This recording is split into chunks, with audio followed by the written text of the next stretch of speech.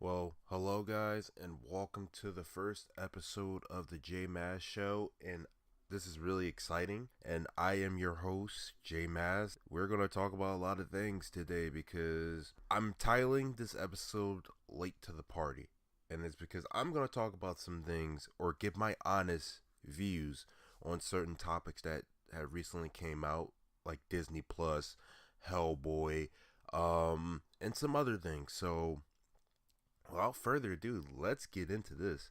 And right now, I don't have theme music because it got copyrighted already.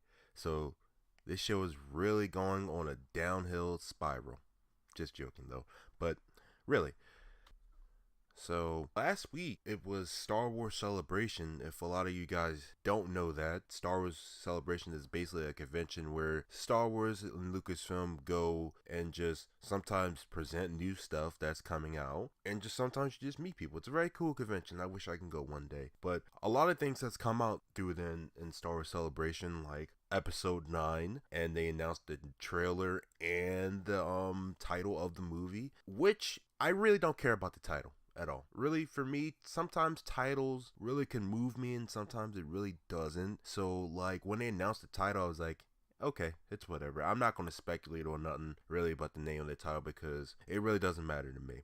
But the trailer on the first hand, I thought the trailer was okay. Wasn't blown away by the trailer. I thought that seeing Rey like that is just amazing because my favorite character in this whole Star Wars franchise is Rey now. I love Rey. What also made this interesting is that it's a year, or is it a year or a little bit more than that, Last Jedi. So that is a little bit more interesting to me that some time has passed now, and I want to know what's up with Rey and Kylo. So that really intrigues me more. And to see Rey doing some badass stuff in that little bit that we saw was really dope. That's basically what I really think about the trailer. It's okay, but I want to see the first real trailer they put out, not a teaser trailer. Okay, so I'm moving on to the next topic in this whole discussion, and we're going to talk about Disney Plus because last week Disney had their investor stream where they were basically unveiling Disney Plus, which comes out November 13th, and it comes for a price of $6.99 a month and $69.99 for a whole year annually. Sorry, that is a steal. And if anyone can fork over that $69.99 for that whole entire year, please do ASAP because that price is too good to be true. And we know it's going to go up probably pretty soon, probably in the 3 to 4 months of its being released. It's probably going to go down. So really get on that pretty soon because this really puts kind of nail in the coffin of buying Blu-rays and digital codes. So I kind of feel bad because I like to buy digital codes from websites, and now this really doesn't give me any more reason to do that no now. So that's going to hurt when this happens. So if anyone who's selling codes, sell them as quick as you can because once this comes, you're going to lose a lot of money on your Disney products. And now I'm going to move into the main topic, I should say. And this is why I titled this episode Late to the Party, because I'm going to talk about two movies that needed to be talked about because one is a piece of garbage and the other one is really good, but not a lot of people are going to go see. I'm going to call them thoughts because I don't really review movies and I'm not that good at it and I really don't care. So let's just call them movie thoughts. I'm going to talk about Hellboy because that was the weirdest 2 hours I have sat through in a movie for the last 2 years. Hellboy felt like a TV show. Actually, you know what's perfect example? Inhumans. This movie felt like I was watching a movie that should be on streaming or a TV show. It didn't look that good. The dialogue was just garbage. I felt like some of the acting didn't really do so well because they were not really equipped with a good script. The guy who's directing this movie is actually a good director, so it's really surprising that a lot of this stuff has really came into fruition as a shit show. It's a shit show, basically. to say it. David Harbour, who plays Hellboy, is great. He's really good as Hellboy, and I think that's the best part about this movie. I don't know, maybe that's the reason why I stayed, but I don't usually really walk out of movies, so I was fine with it. But this movie was so weird. I can't put my a finger on it, but for instance, it's like you see a lot of stuff in the trailer, and then you watch this movie and see a lot of stuff in the movie. It feels so different. Maybe because the movie's low budget that I really can't put really so much into this, man. I don't know what made this movie the way it is. I really don't. Not talking about this movie is just really giving me a headache because it's really confusing me right now. But let me say this. Hellboy is a movie that should have never been made. The writing is abysmal, and it shows a lot. There's dialogue that is questionable of why it was in there in the first place. It didn't get cut out. I don't know. But I didn't think the action was that good. I thought some of it was, but most of it was not. I literally sat there and cringed a lot, especially the CGI. And holy shit, the opening for this movie is the cringiest opening I've ever seen to a movie. Oh my gosh. Oh my god, the CGI for instance in this movie was so video game-ish. I wanted to literally I wish I had sunglasses so I didn't have to look at half this crap. Oh my gosh, man. This movie was just crazy. It was just bad, and it was just bad funny. Like, it was so bad that it was funny. I'm done. I'm done talking about Hellboy. Okay. The next movie I want to talk about that was actually a really surprise to me of how good it actually was literally Pet Sematary.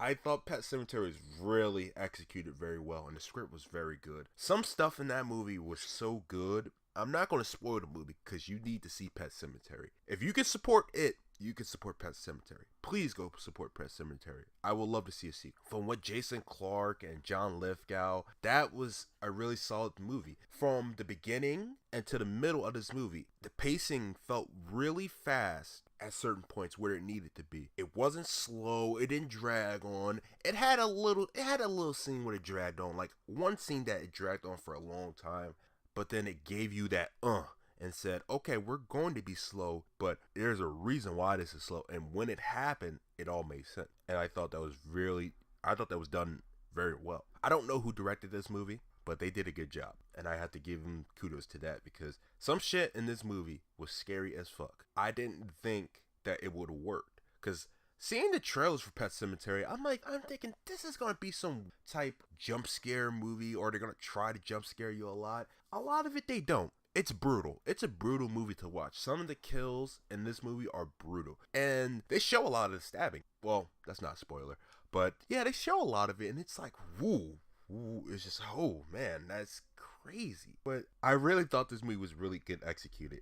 I think it got to the point. And that's what I like about with some horror movies. They don't drag on. They don't try to like milk stuff. They get to the point and then they go, what's next now? That's what I liked about Pet Sematary a lot. So that's kind of my little mini review of Pet Sematary. So that's really most of what I got to say about it. And you know what? I'm going to talk about one more movie. I'm going to talk about Captain Marvel because I wish I reviewed it back when it initially came out. Maybe I would have got more clicks and all that stuff, but whatever. I love Captain Marvel. Somewhat. It feels like Captain Marvel's in an identity crisis where they know what they want to do with Captain Marvel, but then they were like, we gotta put so much stuff into it for Endgame, and then she ties in a lot of stuff, and it's like, hold on there, cowboy. You're doing too much. You're doing so much where you're trying to it's like the popular kid in the school. They're just trying to show off so much to either get that girl or just to get that notoriety. So that's kind of what I feel about Captain Marvel. I literally thought the directing was awful. Some scenes I thought, actually, no, I forgot. They wrote the script too. No, please, sequel, get another writer, get a writer and sit with them and let that writer write this movie because this movie dialogue was boring. I felt some parts in this movie was a little bit boring. mostly. I thought the first act and the second act could use a lot of work. For instance, I'm gonna spoil a little bit Captain Marvel because if you haven't seen the movie yet, then that's your loss.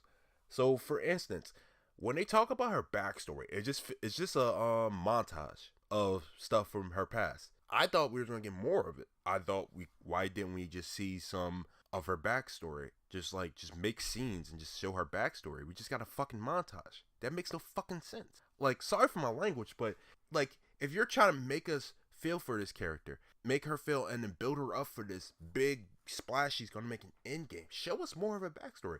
I get that in the second act you talk about it a lot. It would have been even better if you just showed it and then just cut some of that dialogue and stuff out and just keep going in. This pacing was weird also with this movie. It just felt like it was going in one place and then it just said, I'm going to take a detour and I'm going to go to that detour for a bit. That's because, look, Goose the Cat, really? Goose the Cat. I don't get why Goose the Cat was a thing in this movie at all. Okay, he did one cool thing. Okay. I just don't get it. I don't get it with Goose the Cat. I don't get, like, has anyone in Marvel sat and read that script and said, Goose the Cat is just going to be a big thing with the Marvel fans. I just don't get it, man. Like, a lot of their decisions in this movie. Why was Ronan in the movie? He didn't do shit. Oh my gosh, like this is like unbelievable here. It's crazy because they made a big deal about this dude being in the movie. He's just there for 5 seconds and runs away like a bitch. Like really? Oh my gosh, man. And then the whole thing about Nick Fury is like that Nick Fury and then Nick Fury in the MCU now is two different Nick Furies.